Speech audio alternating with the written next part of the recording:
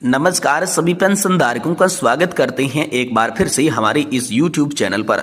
दोस्तों इस वक्त की EPS 95 पेंशन धारकों के साथ साथ कर्मचारी पेंशन धारकों के लिए भी बड़ी खबरें हाल फिलहाल में निकलकर सामने आ रही है, जिसमें दोस्तों आप सभी के लिए बात करने वाले हैं बजट 2025-26 के बारे में। वित्त मंत्रालय की ओर से हम सभी के लिए मिनिस्ट्री ऑफ फाइनेंस के अंदर बड़ी मीटिंग हुई है। वित्त मंत्री निर्मला सीतारमण के साथ बैठक में 8वें वेतन आयोग को बनाने, EPFO में पेंशन 5 गुना तक बढ़ाने को लेकर बड़ी खबर आ रही है। तो किस तरीके से 8वां वेतन आप सभी के लिए लागू होगा और आप सभी की 5 गुना तक पेंशन किस प्रकार से बढ़ सकती है, यानी कि 1000 रुपए की न्यूनतम पेंशन को 5000 रुपए किस प्रकार से किया जा सकता है, इसके बारे में दोस्तों आप सभी के लिए बात करने वाले हैं। साथ ही दोस्तों आप सभी को बात बताने वाले हैं कर्मचारी भविष्य निधि संगठन के हेड ऑफिस दिल्ली से आप सभी के लिए बड़ी खबर निकल कर आ रही है। अगर आप PF खाता धारक है तो यह खबर आप सभी के लिए जाननी बेहद ज्यादा जरूरी है।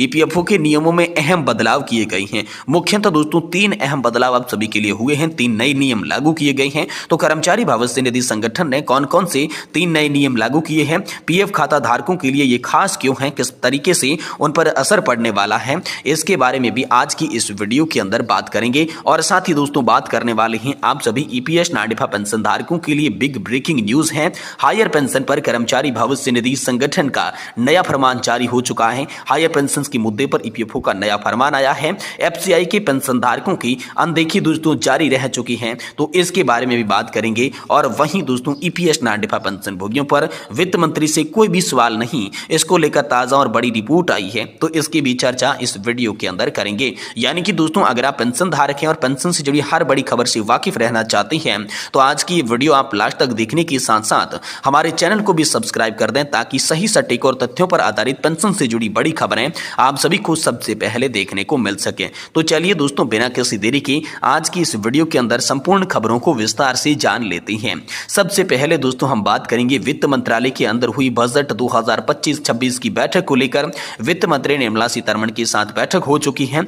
8वां वेतन आयोग बनाने को लेकर कर्मचारी भविष्य निधि संगठन की मिलने वाली पेंशन जो न्यूनतम पेंशन है उसे 5 गुना बढ़ाने को लेकर बड़ी खबर आप सभी के लिए आ रही है। वित्त मंत्री निर्मला सीतारमण के साथ बजट से पहले हुई चर्चा में श्रमिक संगठनों के प्रतिनिधियों ने आयकर छूट की सीमा को बढ़ाकर 10 लाख करने, पुरानी पेंशन योजना को बहाल करने, EPFO की पेंशन को बढ़ाने और 8वें वेतन आयोग को लागू करने जैसी प्रमुख मांगे हम सभी के लिए कर दी हैं। तो चलिए विस्तार से इन मांगों को बात करते हैं। क्या असर दोस्तों पेंशन धारकों पर होगा, इनके बारे में जानकारी को जान लेते हैं। दोस्तों ट्रेड यूनियन प्रतिनिधि ने एक बार फिर से केंद्र सरकार से 8वें वेतन आयोग यानी कि 8th पे कमीशन का गठन करने की मांग कर रहा है। सरकार पहले भी इसके बारे में साफ कह चुकी है कि उसका ऐसा करने का फिलहाल में कोई विचार नहीं है। बजट 2025-26 से पहले एक बार फिर से इसे लेकर मांग तेज हो चुकी है। इसके अलावा बजट में EPFO यानी कि कर्मचारी भविष्य निधि संगठन के तहत मिलने वाली न्यूनतम पेंशन को 5 गुना करने, 8वें वेतन आयोग के तत्काल गठन और अत्यधिक अमीर लोगों को सुपर रिच को यहां पर अधिक टैक्स लगाने की मांग पर सरकार के सामने रखी गई है।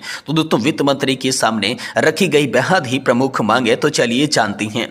दोस्तों वित्त मंत्री निर्मला सीतारमण के साथ बजट से पहले होने वाली बैठक में श्रमिक संगठनों के नेताओं ने आयकर छूट को बढ़ाकर श्रमिक संगठनों की वित्तीय वर्ष 2025-26 की बजट में EPFO के तहत मिलने वाली न्यूनतम पेंशन को 5 गुना और 8वें वेतन आयोग के तत्काल गठन और अत्यधिक अमीरों को अधिक यहां पर लगाने को लेकर हम सभी के लिए बहुत ही बड़ी मांग कर डाली है।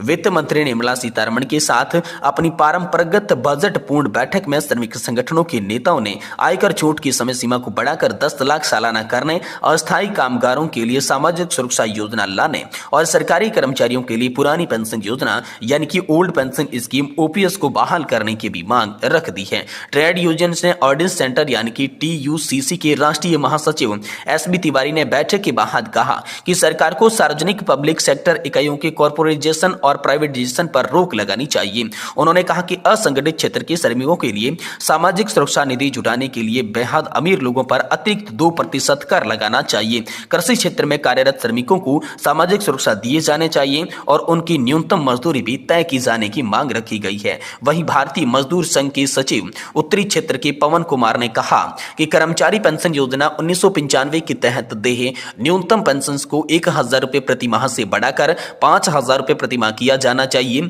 जिससे दोस्तों वीडियो यानी कि परिवर्तित महंगाई भत्ता को भी जोड़ा जाना चाहिए। उन्होंने यह भी सुझाव दिया कि आयकर छूट सीमा बढ़ाकर 10 लाख रुपए की जानी चाहिए। इसी के साथ ही उन्होंने पेंशन से होने वाली वाली आय को कर से मुक्त किए जाने की मांग भी सरकार से की है। कुमार ने यह भी कहा कि सरकारी कर्मचारी के वेतन ढांचे को संशोधित करने के लिए 8वें वेतन आयोग का तत्काल प्रभाव से गठन भी किया जाना चाहिए।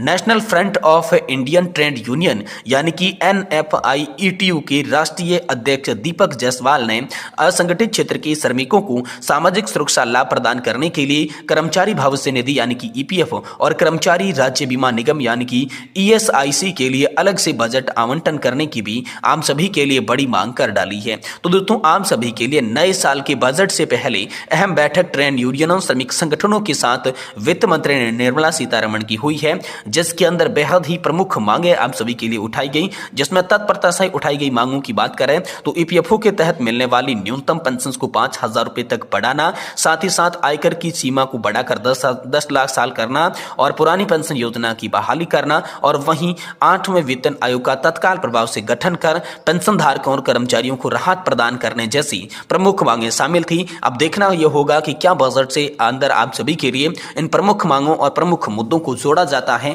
ये तो दोस्तों बजट 2025-26 लोकसभा में और राज्यसभा की संसद पटल पर पेश होने के बाद ही पता चल पाएगा। तो इस वक्त की ये बड़ी खबर आप सभी के लिए हाल फिलहाल में निकल कर सामने आ रही है। वहीं दोस्तों, कर्मचारी भविष्य निधि संगठन के हेड ऑफिस मुख्य कार्यालय दिल्ली से आप सभी के लिए बड़ी खबर आई है।